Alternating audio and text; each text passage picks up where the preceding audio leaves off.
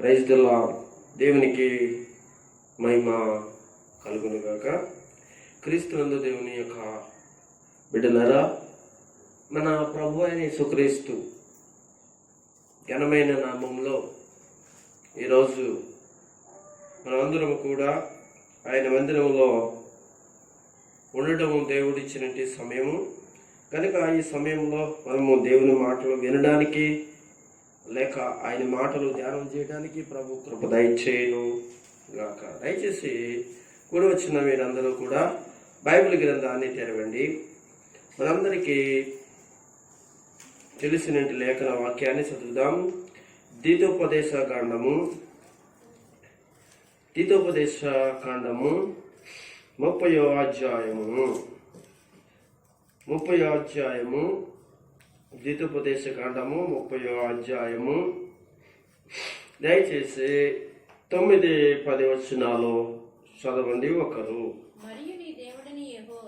మరియు మీ దేవుడైన యెహోవా నీ చేతి పనులన్నిటి విషయములోను, నీ గర్భఫల విషయములోను, నీ పశువుల విషయములోను, నీ భూమి పంట విషయములోను నీకు మేలు కలిగినట్లు నిన్ను వర్ధిల్ల చేయను. ఈ ధర్మశాస్త్ర గ్రంథమందు రాయబడిన ఆయన ఆజ్ఞలను కట్టడలను నువ్వు గాయకునే నీ దేవుడని యెహోవా మాట విని నీ పూర్ణ హృదయముతో నీ పూర్ణాత్మతోను నీ దేవుడైన వైపు మళ్ళినప్పుడు యెహోవా నీ పితరుల యందు ఆనందించినట్లు నీకు మేలు చేయుటకు నీ యందు ఆనందించి నీ వైపు మళ్ళును. చాలండి. ఈ చదువుకున్న లేఖన భాగంలో ద్వితోపదేశ కాండము 30వ అధ్యాయంలో 9వ వచనంలో రాయబడిన మాట మనకి మూలవాక్యముగా మనం ఈరోజు చదువుకున్నాం. ఏమనుందంటే నీ దేవుడైన యెహోవా అని ప్రారంభించి, మరియు నీ దేవుడైన యెహోవా అని ప్రారంభించి నిన్ను వర్ధిల్ల చేయను అనే మాట కనబడుతుంది. యెహోవా ఎవరిని వర్ధిల్ల చేస్తాడు, అదే మన విషయం. ప్రియమైన వారలారా, దేవుడు ఎవరిని వర్ధిల్ల చేస్తాడు? ఈ ద్వితోపదేశ కాండంలో మోషే ద్వారా ఇశ్రాయేలీయులను నడిపించే ఆఖరి దినాలలో, చివరి దినాలలో తిరిగి వారి ప్రయాణములో జరిగిన సంఘటనలు ఏవైతే ఉన్నాయో, ఏ విషయాలైతే వారు దేవుని ద్వారా పొందారో, ఎలాంటి విషయాల్లో వాళ్ళు దేవునికి విరోధంగా బ్రతికారో, ఏ విషయాల యందును వారి పరిస్థితులను దేవుని ఎదుట ఉంచున్నారో, అలాగే దేవుడు ఏ విషయాలను జాగ్రత్తగా ఉండమని వారికి ఆజ్ఞాపించాడో అవన్నీ తిరిగి ద్వితోపదేశ కాండంలో మరొకసారి మోషే అనేటువంటి దైవజనుడి ద్వారా దేవుడు మాట్లాడడం చూస్తాం. అయితే ఇక్కడ మనం ఒక విషయాన్ని మనము గమనిస్తున్నాం. ఏమిటి అంటే, నీ దేవుడైన యెహోవా లేక నీ దేవుడైన యెహోవా నీ చేతి పనులన్నిటిని ప్రారంభించి నిన్ను వర్ధిల్ల చేయను అనే విషయం మనకు కనబడుతుంది. అయితే ఇప్పుడు ఇక్కడ కూడి వచ్చినట్టు మనం అందరం కూడా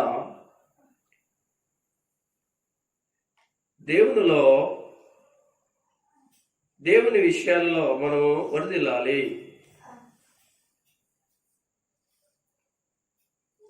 అనే విషయాన్ని ఇక్కడ దేవుడు మనకి నేర్పిస్తున్నాడు.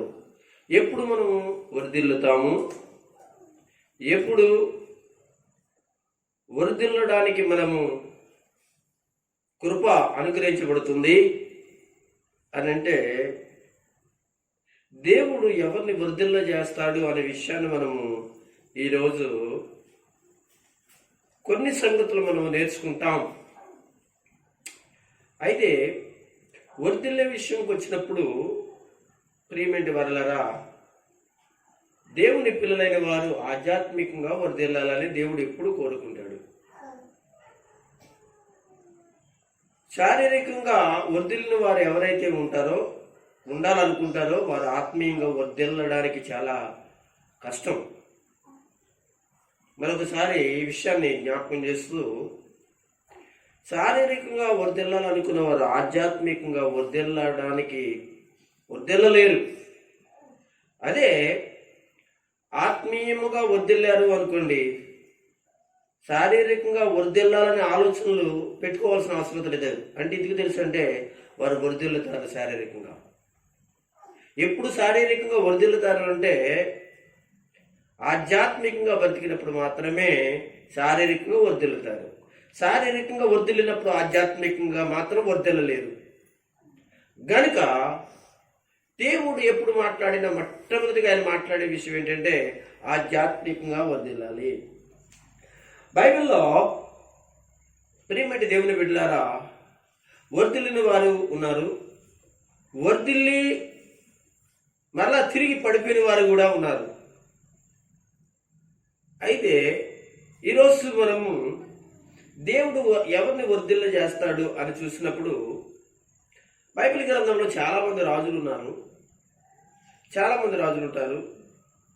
వాళ్ళందరూ కూడా దేవుని అందు భయభక్తులు కలిగిన వారు కొంతమంది దేవుని అందు భయభక్తులు కలిగి పడిపోయిన వారు మరికొంతమంది దేవుడు అంటేనే భయం లేకుండా బ్రతికిన రాజులు మరికొంతమంది మనకు కనబడతారు.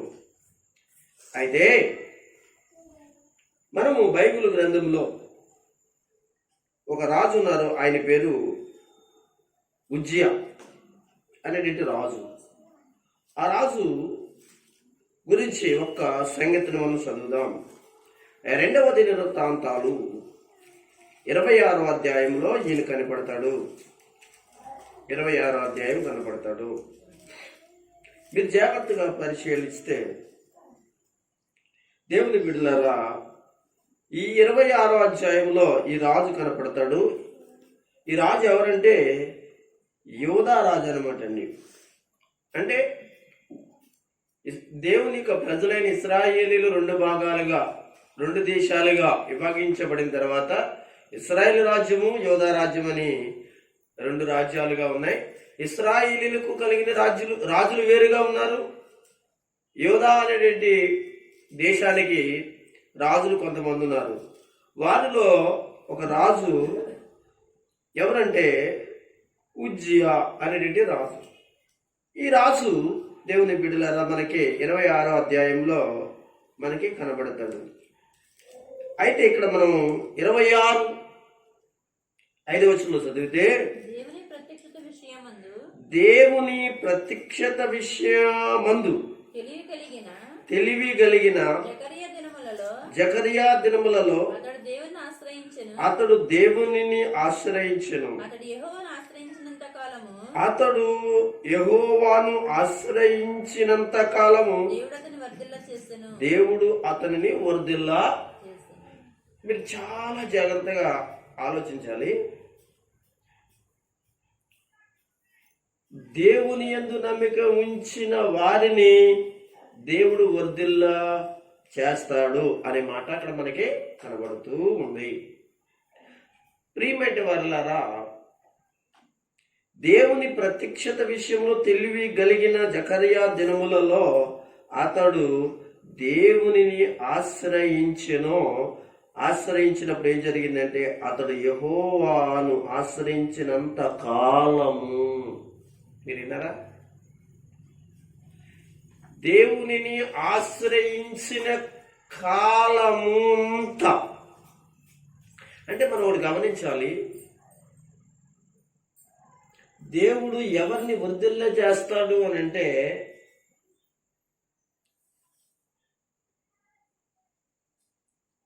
తన యందు నమ్మిక ఉంచి దేవుని యందు ఆధారపడి దేవునిని ఆశ్రయముగా ఎవరైతే చేసుకుంటారో వారిని దేవుడు వర్ధిల్లజేస్తాడు. ఒకటి, దేవుని యందు నమ్మిక ఉంచాలి. రెండవది, దేవుని మీదే ఆధారపడాలి. మూడవది, ఆయనను ఆశ్రయించాలి. ప్రియమైన వాళ్ళరా, ఈ వాక్యములో మనము ఈ రాజు దేవునిని ఆశ్రయించి దేవుని పనులు చాలా మంచిగా చేసి యూదా యొక్క ప్రజలను పరిపాలన చేయడానికి, యూదా యొక్క ప్రజలను దేవుని వైపు నడిపించడానికి రాజు పూనుకున్నటి దినాలు కొన్ని ఉన్నాయి.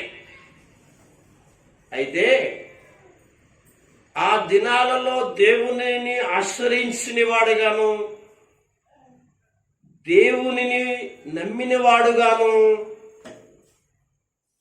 దేవుని మీద ఆధారపడిన వాడుగాను ఈ ఉజ్జియా అనేటువంటి వాడు కనపడుతున్నాడు. ప్రియమైన దేవుని బిడ్డలారా, మనం పై వచనాల్లో చదివితే 26 మొదటి, అంతటా యూదా జనులందరూ కూడా 16 ఏండ్లు వాడైన ఉజ్జియాను తీసుకుని అతని తండ్రి అయిన అమజ్యాకు బదులుగా రాజుగా నియమించి. ఎంత విషయం అండి, మీరు గమనించాల్సిన విషయం. ఈ ఉజ్జియా యొక్క వయస్సు చెప్తున్నాడే, ఎంత వయసు అంటే 16 సంవత్సరాలు. ఒకసారి అందరూ గట్టిగా స్తోత్రం చెప్పండి. ఎన్ని సంవత్సరాల వయసు అండి? 16 సంవత్సరాలు. అదే కదా అంటున్నాడు. 16 ఏండ్లు అంటే 16 సంవత్సరాలు. ఈరోజు నేను ఈ రాజుని ఎంతగా దేవుడు ప్రేమించాడో. ఏమండి, ఈ రాజు దేవుడిని ఎంతగా దేవుడు ఈ రాజును చిన్న వయసులోనే ప్రేమించాడు. 16 సంవత్సరాల వయసు. తన తండ్రికి బదులుగా లేక తన తండ్రి తరువాత రాజు అయ్యాడు. అతని తండ్రి పేరు అమజ్య. అదే కదా రాశాడు, అమజ్య అని. ఈ ఉజ్జియా తండ్రి అమజ్య మంచోడు కాదండి, మంచోడు కాదు, చాలా దుర్మార్గుడు, చాలా భయంకరమైన వ్యక్తి అండి. కానీ ఈ ఉజ్జియా దేవుడంటే ఒక భయం, దేవుడంటే ఒక భక్తి, దేవుడంటే ఒక విశ్వాసము, దేవుడే తన రాజ్యాన్ని స్థిరపరుస్తాడని, దేవుడు లేకపోతే అసలు మన వల్ల కాదని, ఏమండి రథాలు గుర్రాలు, ఏమండి సైన్యము సమూహము, రాజ్య విస్తరణ, ఇవన్నీ దేవుని వలన మాత్రమే జరుగుతుంది అనేటి గొప్ప దేవుని నమ్మినటి వ్యక్తిగా మనకి చూస్తాం. అయితే ఇతడు గురించి దేవుడు మాట్లాడినప్పుడు ఒక మాట మనకి జ్ఞాపకం తెచ్చుకోవాలి. ఏమన్నాడంటే, అతడు దేవుణ్ణి ఆశ్రయించెను, అతడు యెహోవాను ఆశ్రయించిన అంతకాలం అని మనకు కనపడుతుంది. అంటే ఆశ్రయించాడు, బాగున్నాడు, ఆశ్రయించాడు, దేశం మంచిగా ఉంది, ఆశ్రయించడం అంటే ఏంటి?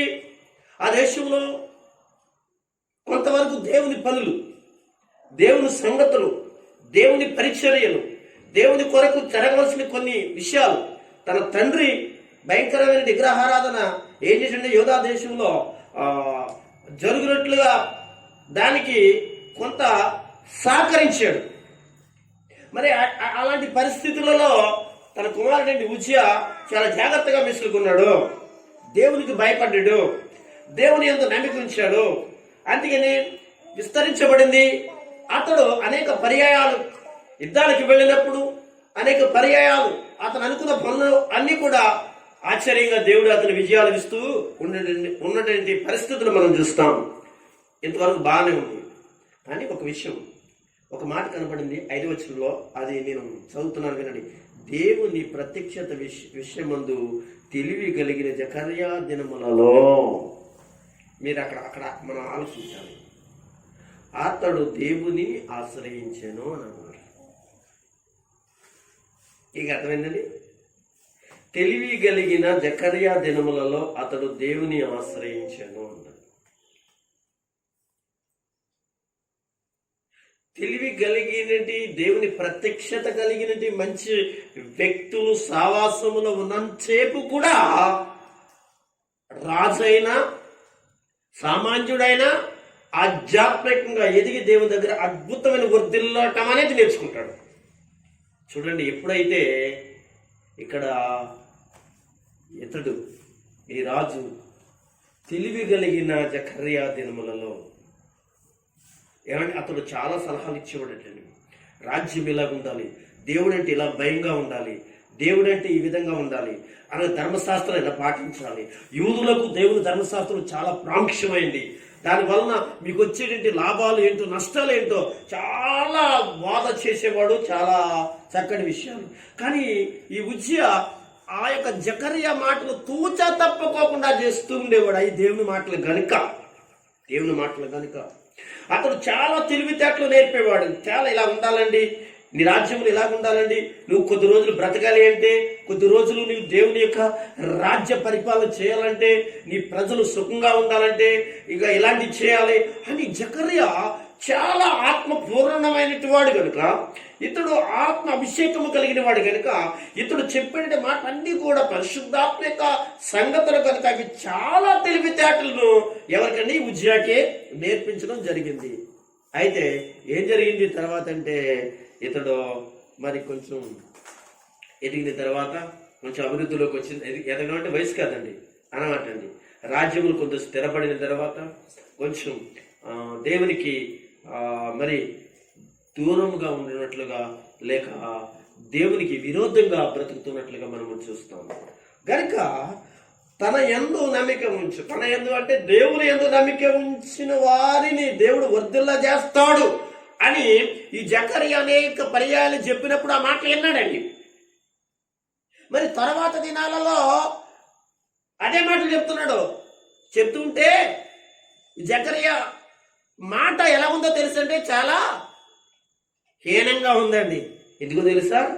శుభ్రంగా పైకి వచ్చాడు కదా, మరి కొంచెం అన్ని పెరిగినాయి కదా.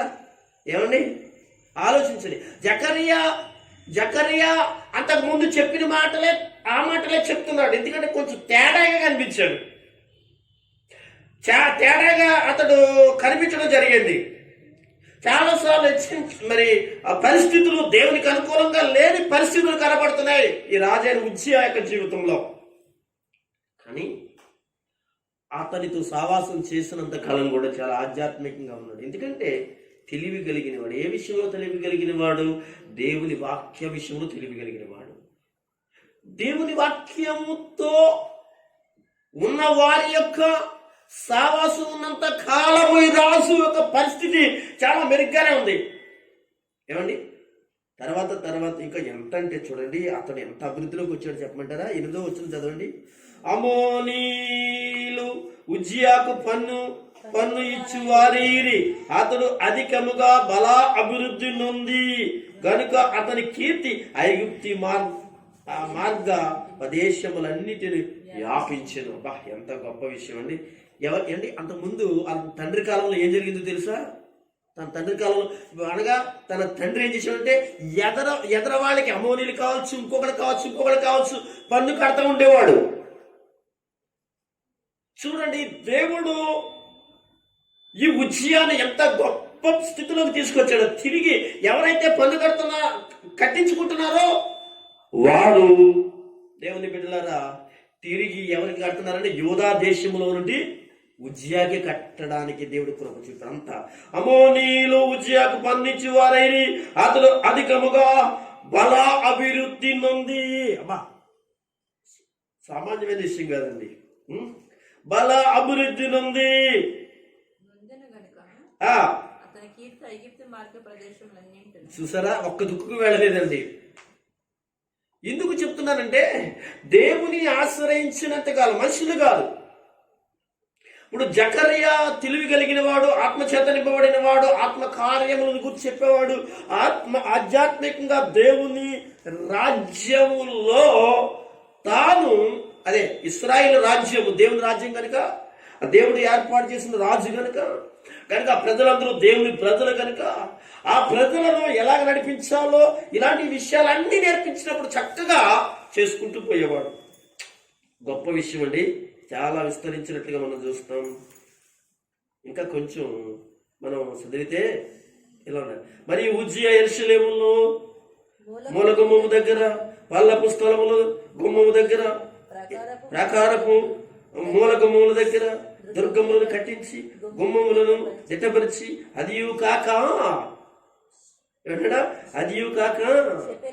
షెపేలా ప్రదేశములో, షెపేలా అనేది ఏమంటే చాలాసార్లు మనకి కనబడుతుంది.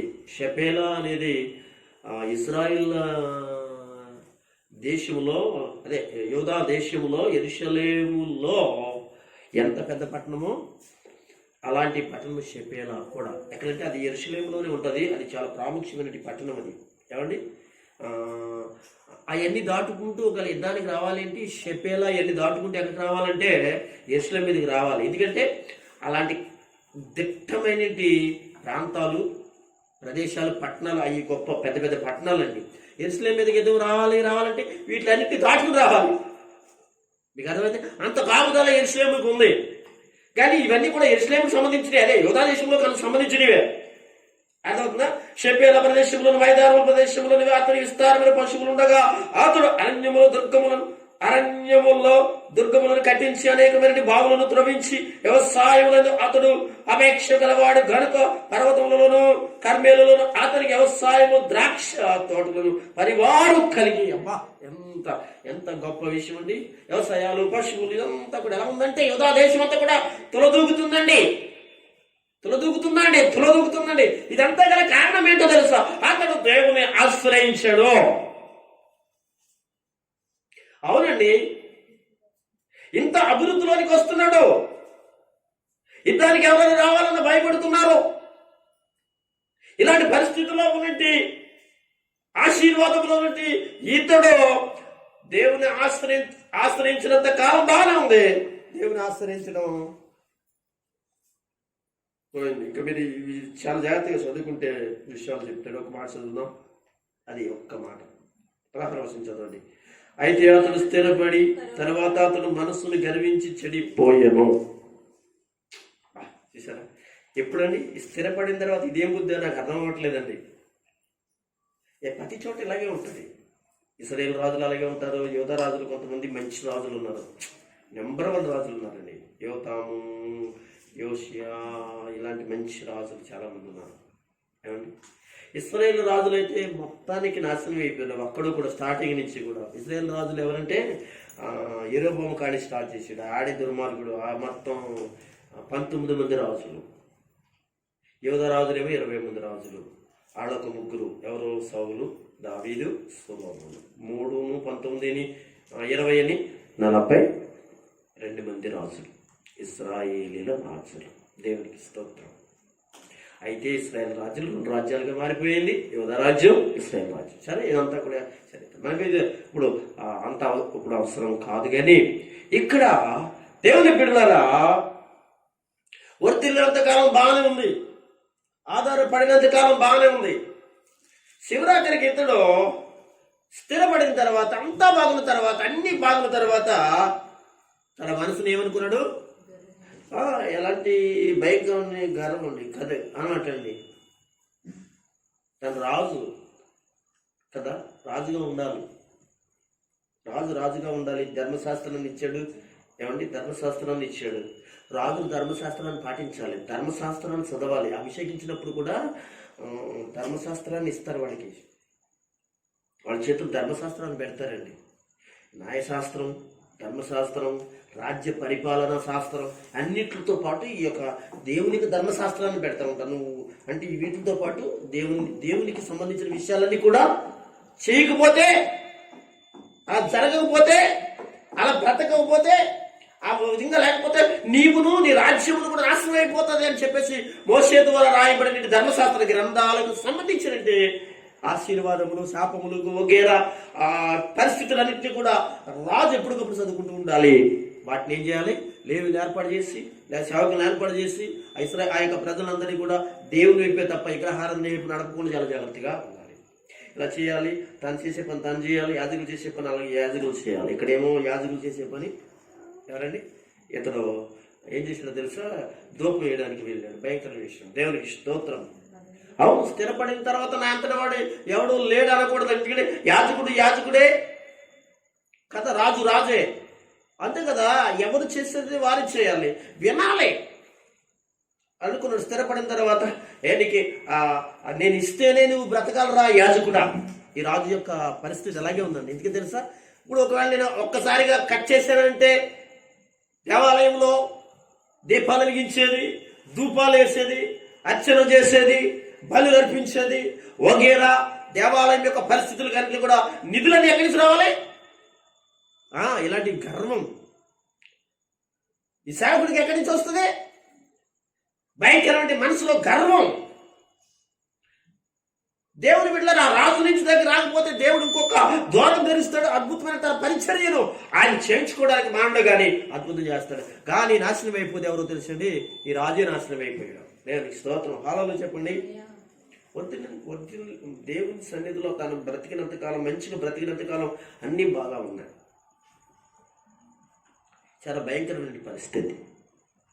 కనుక దేవుని పిల్లలారా, దేవుడు ఎవరిని వర్ధిల్ల చేస్తాడు అంటే నమ్మకముగా బ్రతికినంత కాలం. దేవుని పిల్లలారా, ఇంకో విషయం చెప్పమంటారా? అతని దినాల్లో అంటండి 15 వర్షం చదవండి, 14 చదవండి. ఉజ్జియా సైన్యమంతటికి డాలులను, ఈటులను, శిరస్త్రాణములను, కవచములను, విల్లులను, ఒడిశీలను చేయించను. యుద్ధాల కోసం అండి, పెద్ద మిలిటరీ సైన్యం. అంతేకాకుండా మరియు అతడు హంబులనేమి పెద్ద పెద్ద రాళ్ళనేమి ప్రయోగించుటకి ఉపయోగశాలను కల్పించి యంత్రములను, అప్పటికి టెక్నాలజీ అక్కడ చూసారా ఎలాంటి టెక్నాలజీ దేవుడు అతనికి ఇచ్చాడో, యెరూషలేములో చేయించి దుర్గములను, బురుజులను ఉంచెను. అతడు స్థిరపడి వరకును అతనికి ఆశ్చర్యమైన సహాయము కలిగెను గనుక అతని కీర్తి ఎక్కడెక్కడికో వెళ్ళిపోయిందంటండి. అది ఏమనుకున్నాడు? అవును, సంఘాలలో సావాసంలో కూడా నీ కీర్తి, నీ మంచితనం ఎక్కడెక్కడ పెరిగిందంటే ఏంటిది? కనుక నువ్వు మంచిగా దేవుని సన్నిధిలో ఉన్నావు. అది చూసుకుని నిష్టానుసారంగా ఉండడం అనేది మంచిది కాదు. అలాగే ఈ రాజు పరిస్థితి కూడా మనం చూస్తున్నాం. ఏమండి, ఎలాంటి మంచి విషయాలు చదువుతున్నాం చూడండి.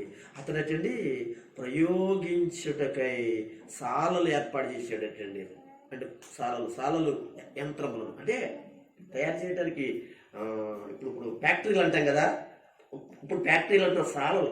అప్పుడే టెక్నాలజీ అంటే ఎలాంటి రాళ్ళు? పెద్ద పెద్ద రాళ్ళు అంటండి. ఏమండి, ఇక్కడి నుంచి పెద్ద పెద్ద రాళ్ళను ఇసరడానికి అంటే మనుషులతో కాకుండా యంత్రాలు తయారు చేయించాడంటే అప్పుల్లోనే చూడండి. మరి అవి ఇక్కడ వేస్తే సుమారుగా ఎక్కడ కొన్ని కిలోమీటర్ల దూరంలో ఉన్నట్టు ఆ సైన్యములను జయించడానికి వాళ్ళ మీద పడేటట్టు అనగా యంత్రాలంటే రాళ్లతో తయారు చేయించడానికి. ఇంకా చాలా విషయాలు ఉన్నాయి. ఇలాంటి గొప్ప కార్యములు దేవుడు తన పట్ల చేస్తున్న దినములో అతడు స్థిరపడి ఆశ్చర్యకరమైన ఎంత మంచి మాట. అతడు స్థిరపడి వరకును అతనికి అనగా ఆశ్చర్యకరమైన సహాయం కలిగేను.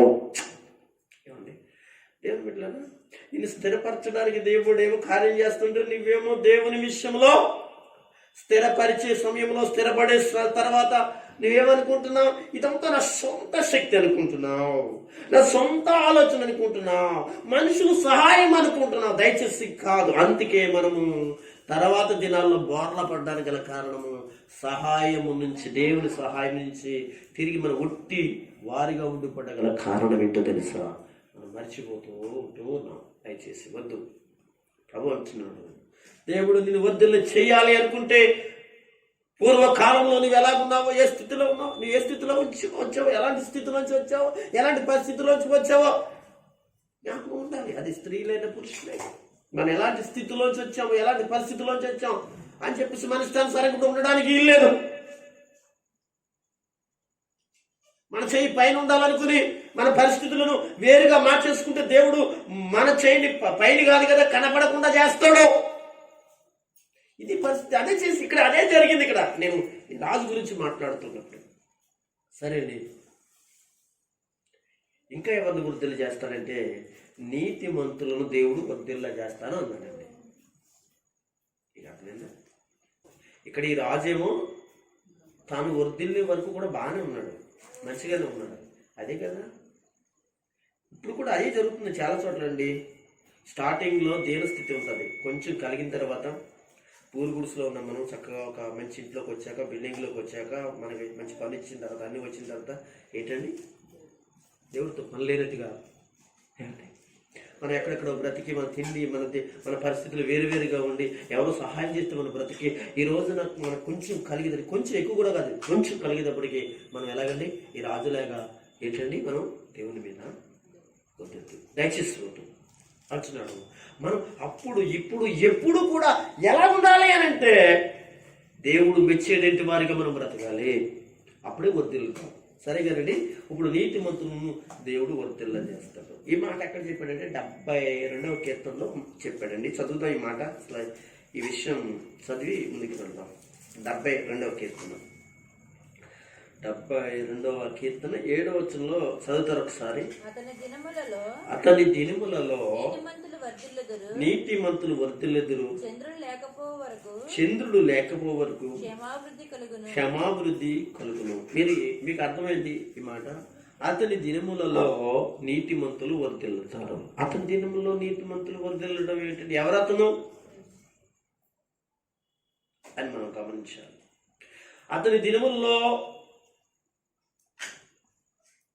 దినముల్లో నీతిమంతులు వర్ధిల్లుతారట. మీకేమైనా అర్థమైందా? అతని దినముల్లో నీతిమంతులు వర్ధిల్లడం ఏంటండి? నీతిమంతులుగా ఉంటే ఇంక వర్ధిల్లుతారు కదా, అతని దినాలు ఎందుకు ఇంకా వర్ధిల్లాలి? ప్రశ్న మనకు కావాలి కదా. అతని దినములలో నీతిమంతులు వర్ధిల్లుతారు అనే విషయం కనపడుతుంది. అతని దినములలో నీతిమంతులు వర్ధిల్లుదురు అనే సంగతి మనం చూస్తే బైబిల్లో కొన్ని మాటలు ఉన్నాయి. ఇక్కడ రోమీయులకు రాసిన పత్రిక 3వ అధ్యాయం 11వ వచనం చదవండి. అది చదివిన తర్వాత మనం కొంచెం దీన్ని ధ్యానం చేద్దాం. రోమీయులకు రాసిన పత్రిక 3వ అధ్యాయము 11వ వచనం చదవండి. 11వ వచనం 3:11 రోమీయులకు రాసిన పత్రిక. ఎవరు లేరు? నీతిమంతుడు లేడు, ఒక్కడు లేడు. సరిపోతుంది. నీతిమంతుడు లేడు కదా, నీతిమంతుడు లేడు. నీతిమంతులు లేరు, అందరూ కూడా పాపులే అని రాశాడు కదా, పాపులే అని రాశాడు. అయితే కీర్తన గ్రంథం 72:7వ వచనంలో మనం చదువుకున్న భాగంలో అతని దినములో నీతిమంతులు వర్ధిల్లుతారు. ఎవరు అతను అంటే మన ప్రభు అయిన యేసుక్రీస్తు గురించి ఇక్కడ మాట్లాడుతున్నాడు. 72వ కీర్తనలో సొలొమోను మహారాజు మాట్లాడుతున్నాడు. అతని దినముల్లో నీతిమంతులు వర్ధిల్లుతారు అంటే సొలొమోను రచించిన కీర్తన కాబట్టి సొలొమోను దినముల్లో కాదు, సొలొమోను కంటే గొప్పోడు ఎవరో యేసు ప్రభువు వారు కదా. అతని దినములలో నీతిమంతులు వర్ధిల్లుతారు. గొప్ప విషయం. అసలు నీతిమంతులు లేరుగా, గొప్ప విషయం కదా అది. అతని దినముల్లో నీతిమంతులు వర్ధిల్లుతారు అని అక్కడ చెప్పిన తర్వాత నీతిమంతులు లేరని మనం చదువుకున్నాం కదా. అయితే దేవుని పిల్లలారా, యేసు అనేటువంటి వాడు ఎవరో తెలుసంటే అతడు అని రాశాడు. అతని దినములలో ఒకసారి మీరు రోమీయులకు రాసిన పత్రిక ఒకసారి తెరిచి 5వ అధ్యాయము 8-9 వచనాలు చదివితే అక్కడ మనం కొంచెం మనం అర్థం చేసుకోవడానికి చూడండి ఏమంటే 5, 8, 9 వచనాలు. 5వ అధ్యాయము 8, 9 వచనాల్లో అయితే దేవుడు మన ఎడల వెల్లడిపరుచుచున్నాడు ఏంటంటే ఏం ఎల్లడపరుస్తున్నాడు ఆయన? తన ప్రేమ. తన ప్రేమను ఎల్లడపరుచుచున్నాడు. ఎట్లనగా ఎలాగనగా మనం ఇంకను పాపులమై ఉండగానే మనం ఇంకనూ పాపులమై ఉండగా, క్రీస్తు మన కొరకు చనిపోయెను. ఆగుదాం అక్కడ. మనం ఇంకనూ పాపులై ఉండగా, పాపులమై ఉన్న లోకములో ఉన్న వ్యక్తులు వర్ధిల్లతారా అని మనం ప్రశ్నిస్తే బైబిల్ చెప్పేదండి పాపులు వర్ధిల్లరు అని ఉంది. పాపులు వర్ధిల్లడం పక్కన పెట్టండి, చివరాక పాపులకు నరకం ఉందని చెప్పాడు. అవునంటారా? అక్కడ ఇక్కడ చదివితే ఏమన్నాడు? మనం ఇంకను పాపులమై ఉండగానే ఇంకనూ పాపులమై ఉండగాను క్రీస్తు మన కొరకు చనిపోయెను. క్రీస్తు మన కొరకు చనిపోయేను. ఒకసారి గట్టిగా దేవుని స్తోత్రం చెప్దాం. హల్లెలూయా. ఏమంటే యేసు ప్రభు వారు చనిపోయాడు కదా. ఇప్పుడు శ్రమ దినాలు కదా, లెంటు ప్రార్థనలు జరుగుతున్నాయి కదా, మన బుధవారం నుంచి కదా, 40 దినాలు ఓకే. అంటే దీనికి లెక్క ఉంది. ఎలాగంటే ఈస్టర్ ఉంటుంది కదా, ఈస్టర్ నుంచి కొంచెం వెనక్కి లెక్కేసుకుంటే, ఇది ముందుకు కాదు, వెనక్కి లెక్కేసుకుంటే, ఈస్టర్ నుంచి వెనక్కి లెక్కేసుకుంటూ వస్తే ఏమండి వచ్చిన 40వ రోజు వచ్చిన బుధవారం ఉంటుంది, దాని బుధవారం ఉంటుంది ఏమండి. సరే, ఇక్కడ యేసు ప్రభుల వారు ఎవరి కొరకు చనిపోయిన? భక్తిహీనులతో, అదేనా అన్నాడు ఆయన. ఏమన్నాడు? ఎవరి కొరకు? పాపులమై ఉండగానే మనం పాపులమై ఉండగాను క్రీస్తు మన కొరకు చనిపోయెను. చనిపోయాను. ఎందుకు చనిపోయిన తర్వాత జరిగిన విషయం ఏంటంటే, ఆయన ఎందుకు చనిపోయాడంటే మన పాపముల కోసం చనిపోయాడు కదా. మన పాపాల కోసమే చనిపోయాడు. మనం అంటే మనం కాదులేండి, మొత్తం లోకంలో ఉండే ప్రతి ఒక్కరి యొక్క పాపముల కోసం ఆయన చనిపోయాడు. అంటే పాపముల కోసం చనిపోయాడు అంటే, పాపముల కోసం చనిపోయినప్పుడు ఆయన మాట్లాడుతున్నట్టు, లేక అపోస్తలుడు పౌలు మాట్లాడుతున్న మాట కొంచెం కింద చదవండి.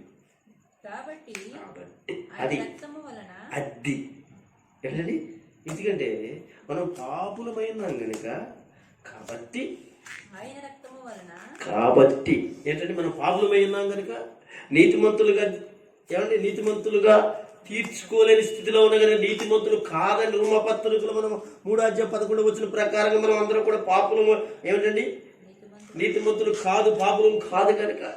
అయితే అతని దినములలో నీతిమంతులు వర్ధిల్లతారు అని అంటే, ఆ మాట ఏ మాట? 72వ కీర్తన 7వ వచనంలో మాట నెరవేర్చబడాలి అని అంటే, లోకమంతా కూడా పాపులై ఉన్నారు కనుక, పాపాత్ములై ఉన్నారు కనుక, పాపులు నీతిమంతులుగా తీర్చబడిన తర్వాత వారు ఆ నీతిమంతుడైన క్రీస్తు రక్తము ద్వారా నీతిమంతులుగా తీర్చబడి వర్ధిల్లుదురు. అది దేవునికి స్తోత్రం. చదువుని. కాబట్టి ఆయన రక్తము వలన నీతిమంతులుగా తీర్చబడి ఏం చేయబడుతున్నామంటే, నీతిమంతులుగా తీర్చబడి మరింత నిశ్చయముగా ఆయన ద్వారా ఉగ్రత నుండి రక్షింపబడదుము. Praise the lord. ఉగ్రత నుండి, శాపము నుండి ఎక్కడికి వచ్చామండి? మనం దీవెనలోనికి వచ్చాం. ఎలా వచ్చాం? అతని దినములలో అంటే అతడు పుడతాడు, ఆయన యేసుప్రభు, ఆయన సువార్త చేస్తాడు, ఆయనేమో శిలువయాగం చేస్తాడు, ఆయన కాచిన రక్తం. అతని దినములలో పాపులైన ప్రజలందరూ, లోకంలో ఉన్న పాపులందరూ కూడా ఏం చేయబడతారు తెలుసా? వర్ధిల్లేదారు. వర్ధిల్లడం అంటే యేసు రక్తములో కడగబడి నీతిమంతులుగా తీర్చబడటమే వర్ధిల్లడం. దేవునికి మహిమ కలుగును గాక. వర్ధిల్లడం అంటే అర్థం ఏంటి? వర్ధిల్లడం అంటే నీ పాప స్థితి నుంచి, నీ శాప స్థితి నుంచి, నీ యొక్క అన్యాయము స్థితి నుంచి, నరకము నుంచి, శాపము నుంచి యేసు క్రీస్తు ప్రభుల వారు ఆయన ఈ లోకానికి వచ్చే దినము అనే సంగతిని 72వ కీర్తనలో 7వ వచనం రాస్తూ ఉండగా, అది రోమీయులకు రాసిన పత్రికల్లో పౌలు గారు చెప్తున్నాడు, అందరూ పాపములు చేసి ఒకడు నీతిమంతుడు లేడు. అయితే ఇప్పుడు 72వ కీర్తన 7వ వచనంలో ప్రకారంగా అక్కడ ఉంచబడిన మాట ఏంటో తెలుసా? వర్ధిల్లుతారు అనంటే యేసు రక్తము ద్వారా, యేసు ఈ లోకము కొరకు ఆయన చేయబడే త్యాగము ద్వారా, లేక యేసు ప్రభువు వారు అనబడినట్టు ఆయన ప్రజలందరి కొరకే శిలువలో తన రక్తాన్ని కార్చడము ద్వారా. కాబట్టి ఏం చేస్తున్నాడో తెలుసా? పాపులమైన వాళ్ళందరినీ కూడా క్రీస్తు యేసు రక్తం ద్వారా తిరిగి మనము నీతిమంతులుగా చేస్తున్నాడు. ఆ నీతిమంతులుగా చేసి మనల్ని వర్ధలింప చేస్తున్నాడు, పరలోకములకు సిద్ధపరుస్తున్నటువంటి విషయాన్ని మనము చదువుకుంటున్నాం. ఏమిటి దేవుని బిడ్డలు గమనించండి. అతని దినముల్లో నీతిమంతులు వారు తిరుగుతారు. నీతిమంతులు అంటే అనే మాట విషయం. అతడు మనల్ని ప్రేమించి యేసుక్రీస్తు ద్వారా నీతిమంతులుగా తీర్చెను కదా. 5వ అధ్యాయము 9కి రాసిన పత్రిక 8-9 వచనాలు కదా ఇందాక చదువుకున్నాను. ఇంకొక మాట చదువుతాం. యేసుక్రీస్తు రక్తము పాపముల నుండి మనం పవిత్రులుగా చేయటం వల్ల కూడా నీతిమంతులుగా తీర్చబడుతున్నాం, వర్ధిల్లుతున్నాం. 1వ యోహాను 1వ అధ్యాయం 7వ వచనం, అది కూడా చదువుకుంటే బాగుంటది.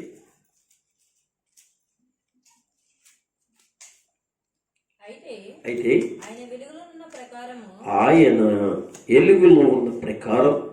మనమును 7వ వచనం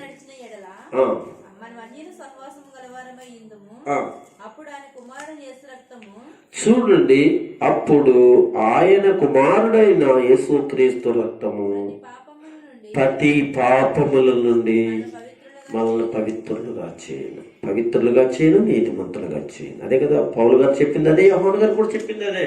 ఇక్కడ పవిత్రులు అన్నది అక్కడ నీతిమంతులుగా చేస్తున్నాడు. ఎలా చేస్తున్నాడు? యేసుక్రీస్తు వారి యొక్క రక్తము మూలముగా, ఆయన ప్రాణ త్యాగము చేయటం మూలముగా. కనుక అందుకే ఆయన దినములలో నీతిమంతులు వర్ధిల్లుదురు. యేసుక్రీస్తు ప్రభు వారి యొక్క రక్తంలో కడగబడిన నీతిమంతులు ఎవరైతే ఉన్నారో వారు వర్ధిల్లుదురు. అది విషయం. ఈ కీర్తన గ్రంథంలో ఒక్కొక్క మాట 92వ కీర్తన కూడా ఒకసారి చదువుదాము. ఒక మాట 92వ కీర్తన నీతిమంతుల గురించి మాట్లాడతాడు. 12వ వచనం 13వ వచనం చదువుదాం. నీతిమంతులు ఖర్జూర వృక్షము వలె మోవేదురు, లెబానోని మీద దేవదారు వృక్షము వలె వారు ఎదుగుదురు. యెహోవా మందిరంలో నాటబడిన వారే వారు మన దేవుని ఆవరణంలో వర్ధిల్లుదురు. మీకు అర్థమైందండి? నీతిమంతులు అండి, ఇస్రాయేలు కడగబడిన వారండి. ఇలా అదే చెప్తున్నారు. నీతిమంతులు ఎలా వర్ధిల్లుతారు అని అంటే 92వ కీర్తనలో చెప్తుందండి. నీతిమంతులు ఖర్జూర వృక్షం మువ్వ వేసినట్లుగా, అది మువ్వ వేస్తుంటే అది ఎదుగుతూ ఉంటుంది, వర్ధిల్లుతూ ఉంటుంది. ఇంకా చెప్తున్నాడు, లెబానోను మీద దేవదారు వృక్షము. లెబానోను పర్వతం, లెబానోను అంటే లెబానోను మీద కదా, అంటే లెబానోను అనే పర్వతాలు చాలా ఉన్నాయి. ఇజ్రాయెల్ దేశంలో చాలా పర్వతాలు ఉన్నాయి. ఆ పర్వతాలలో ఒక పర్వతం లెబానోను పర్వతం. ఆ పర్వతం మీద దేవదారు వృక్షాలు ఉంటాయండి. ఆ దేవదారు వృక్షాల వల్లే వారు ఏం చేస్తారంటే ఎదుగుతారట అంటూ ఇంకా చెప్తాడు. దేవుని మందిరంలో వాళ్ళు ఎలా ఉంటారు అని చెప్తున్నాడు. నాటబడతారట. దేవుని మందిరంలో నాటబడతారు. ఏమంటే దేవుని మందిరంలో నాటబడిన వాళ్ళందరూ వర్ధిల్లుతారు. అర్థమైందా? దేవుని మందిరంలో నాటబడిన వాడు వర్ధిల్లుతారు. యేసు ప్రభు చెప్తాడు, పెళ్ళగింపబడిన వారు ఏమవుతారు? ఇంకేంటంటే పెళ్ళగింపబడిన వారు అంటే అదే పీకి వేయబడిన వారు. ఇంకేం మనకు వస్తారు? పనికి దేవుని మందిరంలో నాటబడాలి, అప్పుడు వర్ధిల్లుతాం. అంటే అతని దినాల్లో వర్ధిల్లుతారంటే దేవుని మందిరంలో నాటబడాలి, దేవుని మందిరంలో ఉండాలి. అతని దినాల్లో నీతి మందిరం వర్ధిల్లుతారంటే దేవుని మందిరంలో నీవు ఉండాలి, దేవుని సన్నిధిలో నీవు ఉండాలి. అదే చెప్తూ ఉన్నాడు ఇక్కడ ఈ కీర్తన గ్రంథంలో చెప్తున్నాడు. కనుక వారు మన దేవుని మందిర ఆవరణంలో వర్ధిల్లుతారు, యెహోవా మందిరంలో నాటబడతారు అనే విషయం చెప్తున్నాడు. కనుక దేవుడు ఎవరిని వర్ధిల్లు చేస్తారంటే ఇప్పుడు చెప్పుకున్నట్టు వారందరూ కూడా వర్ధిల్లు చేయడానికి దేవుడు చాలా ఇష్టపడతాడండి. ఇంకా ఇంకొక విషయాన్ని చదువుకుందాం. ఇంకెవరు వర్ధిల్లుతారు అని అంటే, ధర్మశాస్త్రం ధ్యానించి దాని ప్రకారముగా చేయవారైతే ఎవరైతే ఉన్నారో, ధర్మశాస్త్రం ధ్యానించి దాని ప్రకారం చేసేవారు ఎవరైతే ఉన్నారో వారందరూ వర్ధిల్లుతారు. ఇది ఈ మాట యెహోషువ గ్రంథంలో చెప్తాడండి. యెహోషువ ఉంటుంది చూడండి ఒకసారి, సంఖ్యాకాండం, ద్వితోపదేశకాండం తర్వాత నుండి ఉంటుంది చదవండి. ఒక మాట చదువుకుంది. 1వ అధ్యాయం 8వ వచనం ఇది చదవండి. ఈ ధర్మశాస్త్ర గ్రంథమును చూడండి ఏమంటున్నాడు ఇక్కడ, ఏమంటున్నాడు ఇక్కడ? ఈ ధర్మశాస్త్రం మీ చేతిలో ఉన్న బైబిల్ గురించి మాట్లాడుతున్నాడు ఆయన. మన చేతిలో ఉన్న బైబిల్ గురించి మాట్లాడుతున్నాడు ఆయన. ఈ ధర్మశాస్త్ర గ్రంథమునందు నువ్వు బోధింపగా తప్పిపోకూడదు. అంటే చెప్పేటండి బోధకుడు తప్పిపోకూడదు. వాళ్ళు ఏమనుకుంటారు, వాళ్ళు వస్తారో రారో అనేటువంటి ఉండకూడదు. ఎందుకు తెలిసి ఇది దేవుని ధర్మశాస్త్రం. ఉన్నట్లుగా చెప్పాలి, ఒక మాట ఉండకూడదు. ఖచ్చితంగా అంటున్నాడు తప్పిపోకూడదు. తప్పిపోవడం అంటే అదే తప్పిపోవడం, చెప్పుకోకుండా నోరు మూసుకోవడం. మనకి వాళ్ళే పోతారు అంటే కుదరదు. ఎందుకు తెలిసి నీకు ఇంటికి ఇచ్చిన ధర్మశాస్త్రం అంటే వాళ్ళు నాశనం అయిపోకుండా, చెడిపోకుండా, వాళ్ళ జీవితాలు బాగుండాలని నీకు నేర్పించి నీకు బోధించమని నీకు అప్పగించాను. కనుక నువ్వు తప్పుకోకూడదు. చెప్పాలంతే. సేవకుడు అయిన వాడు, ప్రవక్త అయిన వాడు, దేవుని యొక్క నాయకుడైన వాడు చెప్పాలి, తప్పుకోకూడదు. కరెక్ట్గా మాట్లాడాలి. ఎవరేమనుకున్నా పర్వాలేదు, వాళ్ళకి భోజనం లేకపోయినా, వస్త్రం లేకపోయినా, వారి పరిస్థితులు ఇంకో రకంగా మారిపోయినా పర్వాలేదు, కానీ దేవుని మాటే వినాలంటున్నాడు. తప్పుకోకూడదు అంటున్నాడు ఆయన. చదవండి. దానిలో రాయబడిన వాటినన్నిటినీ చేయుటకు ఏమంటున్నాడు? నీవు జాగ్రత్త పడినట్లుగా దీవారాత్రము దాన్ని ఏం చేయాలి? ధ్యానించిన ఎడల నీ మార్గములను వర్ధిల్ల చేసుకుని చూడండి, నువ్వు చక్కగా ప్రవర్తించదు. ఎప్పుడు చక్కగా మనం ఉంటాము అని అంటే, చూసిన వాళ్ళకి చక్కగా ఉన్నాడండి, ఇతను చక్కగా ఉన్నాడండి, ఈ బ్రదరు చక్కగా ఉన్నదండి, ఈ సిస్టరు చక్కగా ఉన్నారండి, ఈ కుటుంబం అంటే వాళ్ళు ఎప్పుడు చక్కగా ఉంటారు అంటే, డబ్బులు ఉన్నప్పుడు చక్కగా ఉండడం కాదు, ఆరోగ్యంగా ఉన్నప్పుడు చక్కగా ఉండడం కాదు, దేవుని సన్నిధిలో దేవుని ధర్మశాస్త్ర ప్రకారంగా బ్రతికి వారి జీవితాలు దేవుని మార్గంలో పెట్టుకున్నప్పుడు వారు చక్కగా ఉంటారు. అదే దేవుడు చెప్తున్నాను. నేను చక్కగా ఉన్నాను. ఏం చక్కగా ఉన్నాను నీకు? ఏం చక్కగా ఉన్నా చెప్పు. డబ్బులు ఉన్నాయి, ఏంటి లాభం? బలం ఉంది, ఏంటి లాభం? అన్నీ ఉన్నాయి, ఏంటి లాభం? దేవుని విషయంలో నీ మార్గం బాగా ఏదో మార్గంలో ఉన్నాం. ఆదివారం గుడికి వచ్చేస్తే, శనివారం గుడికి వచ్చేస్తే, మంగళవారం గుడికి వచ్చేస్తే, ఆయా కుంటాల గుడి వచ్చేస్తే అది మార్గం కాదది. మార్గం అనేది ఎప్పుడూ కూడా దేవునికి కరెక్ట్గా దేవుడు ఏం చెప్పాడు అలా బ్రతకడమే దేవుని మార్గంలో మనం ఉన్నట్లు. కనుక అక్కడ మాట్లాడుతున్నట్టు మాట మనం గమనించితే, దీవారాత్రము దాన్ని ధ్యానించిన ఎడల నీ మార్గమును వర్ధిల్లించు. అదే ధ్యానించడం. అది నేను చాలాసార్లు చెప్పిన మాట ఇది. ఏంటది? బైబిల్ చదువుతున్నారా అనే మాట ఇక్కడ మళ్ళీ దేవుడు మాట్లాడుతున్నాడు. దాన్ని ఏం చేయాలి? ధ్యానిస్తే నువ్వు మార్గం ఏం చేసుకుంటావు? మంచిగా వేసుకుంటావు, అంతే కదా. ఇప్పుడు బాగా చదివితే ఏం చేసుకుంటావు? ఏం చేస్తున్నాను? ఆలోచించండి. బాగా చదివితేనే మార్కులు వస్తాయి కదా. నువ్వు బాగా చదివేవనుకో, అప్పుడు ఏమవుతుంది? మంచి మార్గాన్ని నువ్వు వేసుకుంటావు. ఒకవేళ మంచి మార్గాన్ని వేసుకున్నావు అనుకుంటే ఎవరికైనా లాభమా అంటే మొదటి నీకే లాభం. మీరు గమనించారు, మంచి మార్గం వేసుకోవడం వల్ల మంచి జీవితం మనకు ఉండటం వల్ల మొదటికే మనకు మంచిది, తర్వాత బయటి వారికి మంచిది, నిన్ను బట్టి వాళ్ళు ఉంటారు. కానీ మంచి మార్గము నుంచి బయటికి వెళ్ళిపోవడం వల్ల దీన్ని చూసి మాట్లాడుకునే విషయాలు వేరుగా ఉంటాయి. కనుక దేవుడు అంటున్నాడు, మీరు మంచిగా ఉండాలని వాక్యం చదవాలి. నేను అదే చెప్తాను. మరి ఎంతవరకు సంఘంలో ఉన్నవారు బైబిల్ చదువుతారు నాకు తెలియదు. కొంతమంది చదువుతారు, వాళ్ళ గురించి చెప్పనక్కర్లేదు. ఏదో ఒక టైంలో ఏదో పరిస్థితుల్లో బైబిల్ తీసుకుని చదువుతూ ఉంటారు. మరి ఎక్కువ మంది చదువుకోనంటే చక్కగా ఉంది, ఎక్కువ టైం ఉంది. ఈ రోజున టైం అంతా కూడా దేవుని పిల్లలు టైం అంతా కూడా ఈ ఫోన్లకు పెట్టేసారు ఆడపిల్లలు, మగపిల్లలు. చాలా భయంకరంగా, చాలా విషాదకర విషయం. బైబిల్ చదవలసినటువంటి వారు పాట కూర్చొని పాట కూర్చొని పాడుకోవటం లేదు. కొంచెం వాక్యం అన్నమాట. సరే వాళ్ళకి ఫోన్ దేవుడు ఇచ్చాడు కనుక అందులో ఏమైనా దేవుని వాక్యం బోల్డంతా వస్తుందండి. ఇంతే వాళ్ళ మార్గాలు సరి చేసుకుంటారు. అది కూడా లేదండి, అది కూడా లేదు. చాలా విచారకరమైన విషయం వాక్యం చెప్తుంది. ఇక్కడ ఏమంటున్నాడో తెలుసంటే, ఇక్కడ అంటున్నాడు కదా, దానిలోని రాయబడిన వాటన్నిటి ప్రకారమును చేయటకు నీవు జాగ్రత్త పడినట్లుగా దీవారాత్రులు దాన్ని ధ్యానించిన యెడల నీ మార్గములను వర్ధిల్ల చేసుకుని. నేను వర్ధిల్లాలి అనుకుంటున్నావా? వర్ధిల్లాలి అనుకుంటే దేవుని యొక్క వాక్యం చెప్పినట్టుగా బ్రతకటం నేర్చుకోండి. అప్పుడు చక్కగా ఏం చేస్తారు? నీకు ఎవరు చెప్పక్కర్లేదు. వాక్యం చదువుతారు కనుక, వాక్యం నీతో మాట్లాడుతుంది కనుక, వాక్యంలో కొన్ని సంగతులు నేర్చుకుంటావు. తర్వాత పరిశుద్ధాత్ముడు సంఘములో దేవుని సేవకుల ద్వారా మాట్లాడతాడు. అప్పుడు మన జీవితాల్ని ఎలా కట్టుకోవాలో మనకు అర్థమైపోతుంది, చక్కగా ఉంటుంది. కనుక ఎప్పుడు వర్ధిల్లుతావు అనే విషయాన్ని మీరు జ్ఞాపకం చేసుకుంటే,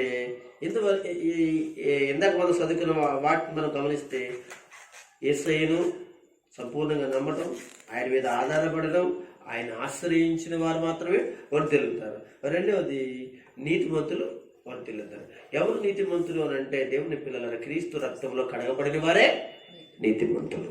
మరొక మాట మనం చదువుకుంటూ ధ్యానిస్తుండగా, ధర్మశాస్త్రము ధ్యానించి దాని ప్రకారముగా జీవించేవారు వర్ధిల్లుతారు అనే విషయంలో ఇక్కడ మనం నీవు జాగ్రత్తగా దివారాత్రులు ధ్యానించి, దేని ధ్యానించాలి? బైబిల్ ధ్యానించాలి. మీకు తెలుసో తెలీదు, నేను ఇప్పుడు వాక్యం చెప్తానా? నేను వాక్యం చెప్పేస్తాను కదా. వాక్యం చెప్పిన తర్వాత మళ్ళా నేను 2-3 సార్లు నేను చెప్పిన వాక్యాన్ని నేనే వింటాను. అంత అవసరమా? అవసరం. 2-3 సార్లు వింటాను నేను. చూడండి, ఫోన్లు ఉన్నాయి, ప్రతి ఒక్కరి దగ్గరికి దేవుని వాక్యం వెళ్తుంది కనుక కనీసం తీసి చర్చలో వినేసాం కదా, మరి నేను కూడా అలాగే అనుకోవాలి. చర్చలు చెప్పేశాను కదా అనుకోవాలి. కానీ నేను అలా ఎప్పుడు కావాలి, అలా ఎన్నిసార్లు వింటాను అనేది నాకే తెలియదని.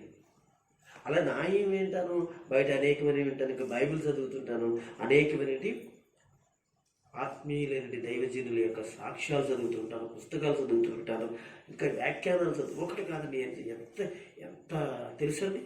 అందుకే తొందరగా నాకు ఏమైపోయిందంటే కంటి చూపు కూడా ఇబ్బంది అయిపోయింది నాకు. ఎవరి పిల్లలు చాలా ఇబ్బందిగా. కనుక ఎందుకు చెప్తున్నానంటే, మనం వర్ధిల్లాలంటే, ఈరోజు నేను ఆత్మీయంగా వర్ధిల్లాను అని చెప్పడానికి ఒక ధైర్యం కలిగి నేనున్నాను. మరి మీరు కూడా ఆధ్యాత్మికంగా వర్ధిల్లారని చెప్పడానికి ఏదైనా ధైర్యం మీకుందా? మీ కుటుంబాలకు ఉందా? సంఘంలో ఉన్న విశ్వాసులకు ఉందా అని ఆలోచన చేస్తే, ఒకవేళ దేవుని మార్గం, బైబిల్లో ఉన్న మార్గం అనగా ఆ వాక్యం అనే ధర్మశాస్త్రము నువ్వు చదివితే నువ్వు వర్ధిల్లుతావు.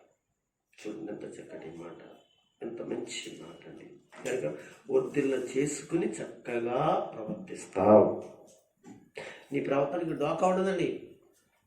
నువ్వు ఎక్కడికి వెళ్ళా, ఎవరి నోట్లు చూసినా వర్ధిల్లావు, మంచిగా ఉన్నావు, చాలా మంచిగా ఉన్నావు. నువ్వు ఎంత సంపాదించావు, ఎంత బంగారం కొన్నావు, ఎన్ని ఎకరాల పొలం కొన్నావు, ఎన్ని బిల్డింగ్లు కట్టావు.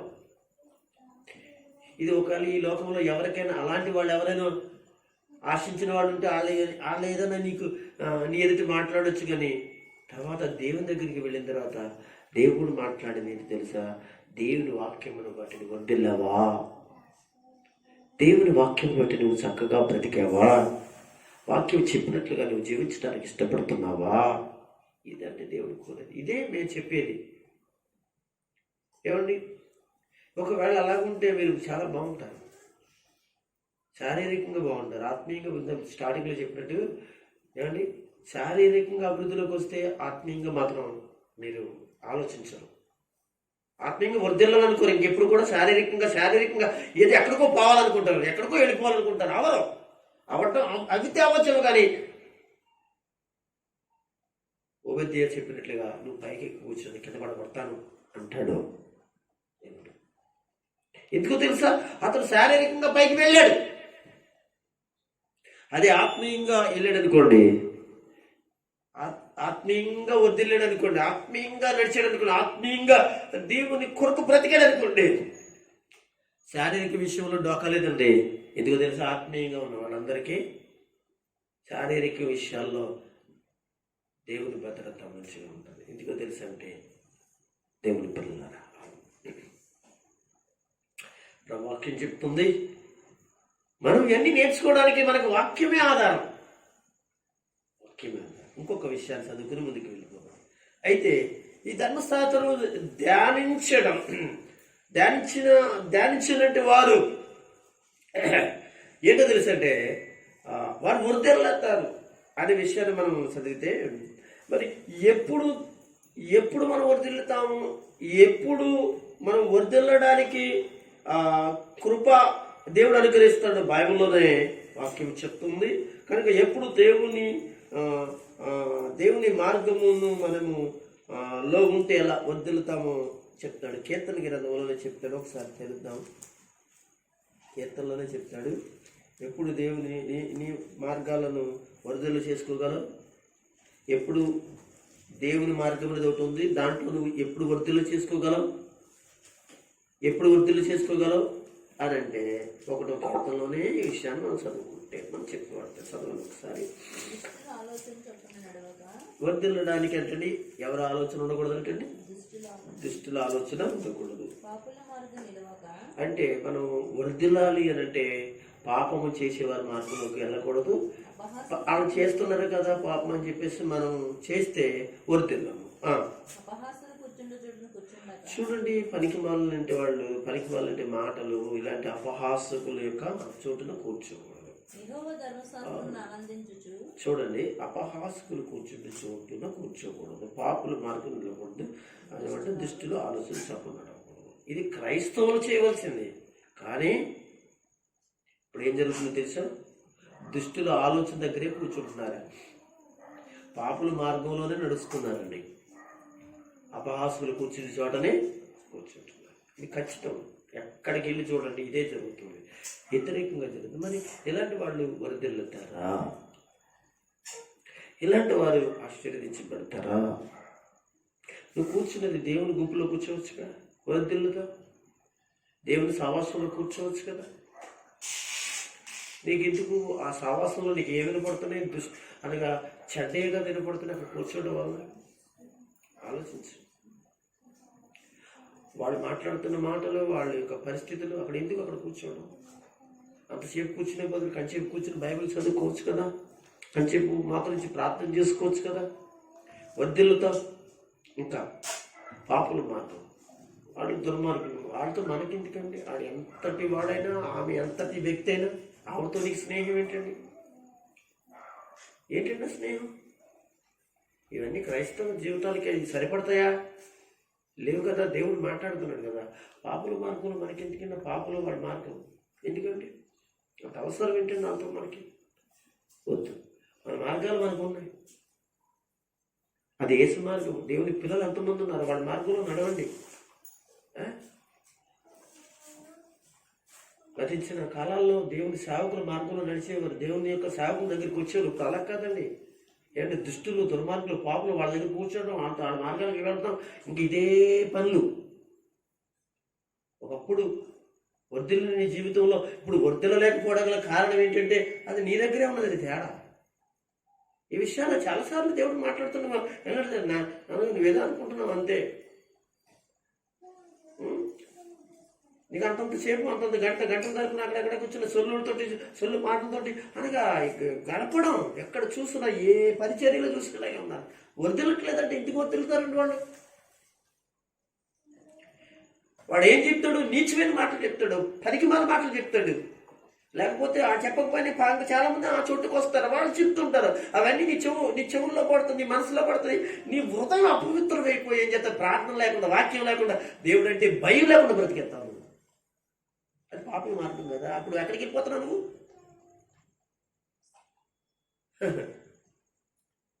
ఆ చోటు, నా ప్రాంతాలు మనకిందుకండి, ఆ చోట్లు మనకిందుకంటే మనకు అంత అవసరం ఏంటండి? నువ్వు వెళ్ళవలసిన చోటు, నువ్వు కూర్చోవలసిన చోటు ఈరోజు మానేసావే.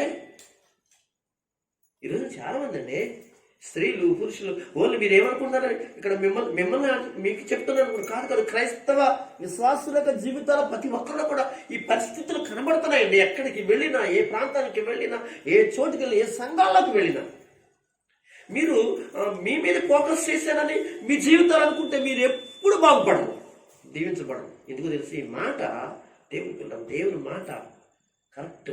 ఒకవేళ ఉంటే మీ జీవితంలో అటువంటి పరిస్థితి ఉంటే మార్చుకోవడానికి ఇష్టపడాలి. ఆలోచించండి. వద్దనడానికి దేవుని పిల్లలు గనుక దుష్టుల ఆలోచన, ఎందుకంటే మనకు ఆలోచన వద్దు, పాపుల మార్గము వద్దు, అపహాసులు కూర్చుంటే అసలు మనకు అనవసరం అండి. దేవుని గుంపులో కూర్చోండి, దేవుని మార్గంలో ఉండడండి, దేవుని ఆలోచనలు చేయండి, అప్పుడు గుర్తిస్తారు. ఇక్కడే ఉంటున్నాడు, యెహోవా ధర్మశాస్త్రమును ఆనందించు దీవారాత్రులు దాన్ని దానించేవాడు ధన్యుడు. 3వ వచనంలో చెప్తాడు, అతడు నీటి కాలువల వారిన నాటబడిన వాడి ఆకువాడక తన కాలం ముందు ఫలించి చెట్టు వలె ఉండెను. అతడు చేయనిదంతయు కూడా సఫలమగును, వర్ధిల్లతాడు. నువ్వు ధ్యానించవలసింది, నువ్వు కూర్చోవలసింది. ఇక్కడ అంటున్నాడు ధర్మశాస్త్రం ముందు నువ్వు ఆనందించాలి. దేంట్లో నీకు ఆనందం ఉంది చెప్పు? ఎక్కడెక్కడ ఈ లోకంలో ఆనందం నీకుందా? ఒకవేళ కాంచికి కూర్చేపు ఆనందం ఉందేమో, కానీ శాశ్వత ఆనందము ధర్మశాస్త్రంలో ఉంది. ఏంటి ఆ ఆనందం అని అంటారా మీరు? నీటి కాలువలో నాటబడిన ఒక చెట్టు ఏ విధంగా ఆకువాడక తన కాలం ముందు ఫలించడానికి అనగా అది అనగా కృప చూపాడా దానికి, అలాంటి కృప నువ్వు చూపబడిన వాడిగా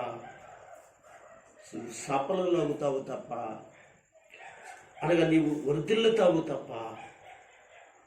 ప్రభు చెప్తూ ఉన్నటువంటి విషయం, దేవుని సంగమా అలా చేయండి, అలా ఉండండి. దేవుడు ఎవరిని వర్ధిల్లా చేయండి. నేను ముగిస్తాను, ఎందుకంటే దేవుని చిత్తమైతే వచ్చేసిన వారు మరొక 2-3 విషయాలు చదువుతున్నాం. ఎవరు వర్ధిల్లుతారో ఇంకొక 2-3 విషయాలు వచ్చే వారం చెప్తాను. ఎందుకంటే మనకి సమయం దగ్గర పడుతుంది ప్రార్థన చేయడానికి. కనుక మీరు గమనించండి, ఏ విషయాలు వాక్యంలో పాస్టర్ గారు చెప్పినా, ఏ విషయాలు వాక్యంలో చెప్పినా ఆలోచించాలి. నువ్వు మంచిగా ఉండటానికి దేవుడు మాట్లాడతాడు. నేను చదువు మానేసిన తర్వాత, చదువు అయిపోయిన తర్వాత కొంతకాలానికి నేను కొన్ని సంగతులు జ్ఞాపకం వస్తుంటే, అదేంటంటే స్కూల్లో చెప్పిన మాస్టర్ చెప్పిన విషయాలని జ్ఞాపకం వస్తాయి. తర్వాత చాలాసార్లు నేను దుఃఖించిన రోజులు ఉన్నాయి. మళ్ళీ వస్తాయా? నాకు వస్తాయా? అప్పుడు విని నా యొక్క పరిస్థితిని మార్చుకొని చక్కగా చదువుకొని చేస్తే బాగుండేది. మా నాన్న చెప్పాడు, మా అమ్మ చెప్పింది, నాకు తెలిసిన వాళ్ళు చెప్పారు. మళ్ళీ ఒకసారి కట్టాను పరీక్ష, 10th క్లాస్ ఫెయిల్ అయ్యాను. ఫెయిల్ అయ్యాను. ఏమన్నా ఇంకొక 2-3 సార్లు కట్టమన్నారు, కట్టలా. తర్వాత దినాల్లో జ్ఞాపకం వచ్చాయి. ఇప్పుడు కూడా జ్ఞాపకం వస్తూనే ఉంటుంది, చాలా బాధ కలుగుతూ ఉంటుంది. అప్పుడప్పుడు మా పిల్లల దగ్గర అనే అంటారు, అంతగా ముందుకి చదువు కొరకే నేను ఆసక్తిని చూపించలేదు. పరిస్థితి ఇప్పుడు చాలా బాధపడుతున్నాను. ఇది నా విషయం. చాలా ఇప్పుడు వరకు బాధపడుతూ ఉంటాను. పరిస్థితులు అలాగే మనం దేవుని విషయంలో కూడా పరిస్థితులు మనం మంచిగా చేసుకుంటే, రేపన్న రోజున మన మంచి జీవితాలు మనకు ఉంటే, చక్కటి జీవితాలు మనకు ఉంటే, చక్కటి ప్రవర్తన మనకు ఉంటే, మన ఉద్దేశాలు దేవుని ఉద్దేశాలుగా, మన ఆలోచనలు దేవుని ఆలోచనలుగా, ఏమండి ఎంతమంది కనపడతారు వాళ్ళని చూసి మనం మచ్చరపడకూడదు, వాళ్ళ మార్గంలో మనం వెళ్ళకూడదు అనే విషయాలు మనం పెద్దలు చెప్తున్నప్పుడు, ఏమండి పెద్దలు మాట్లాడుతున్నప్పుడు ఆ మాటలకు మనము ఇష్టపడి జాగ్రత్తగా పరిస్థితులను మనం చక్కబెట్టుకుంటే మన జీవితాల్లో జరిగేది ఏంటో తెలిసిన వర్తిల్లుతాం. కనుక వర్తిల్లిన వారికి ఒకటి వాళ్ళ జీవితాలు వాళ్ళకి మంచిది, వర్తిల్లినప్పుడు తన ఇంటి వారికి మంచిది, వర్తిల్లినప్పుడు తన స్నేహితులకి మంచిది, అతను వర్తిల్లినప్పుడు ఆ గ్రామస్తులకు మంచిది. ఇలా చెప్పుకుంటూ వెళితే నీ వర్తిల్లట వలన ఎంతోమందికి ప్రయోజనకరం. అయితే దేవుళ్ళు వర్తిల్లడం వల్ల ఇంకెంత ప్రయోజనకరంగా మనం ఉంటామో దేవుని పిల్లల ఆలోచన చేద్దాం. కనుక దేవుని చిత్తమైతే మరికొన్ని విషయాలు వచ్చే వారంలో ఇదే చక్కటి అంశం మీద ఎవరు లేక దేవుని సన్నిధిలో ఎవరు వర్తిల్లుతారు అనే విషయం, దేవుడు ఎవరిని వర్తిల్ల చేస్తాడు అనేటువంటి విషయంలో మనం మాట్లాడుకుందాం. కనుక కొన్ని ప్రార్థనలు మన మధ్యలో ఉన్నాయి కనుక ప్రార్థన చేద్దాం. దేవుడి వాక్యమును మీ అందరి వైపులో ప్రభు ఆశీర్వదించును గాక.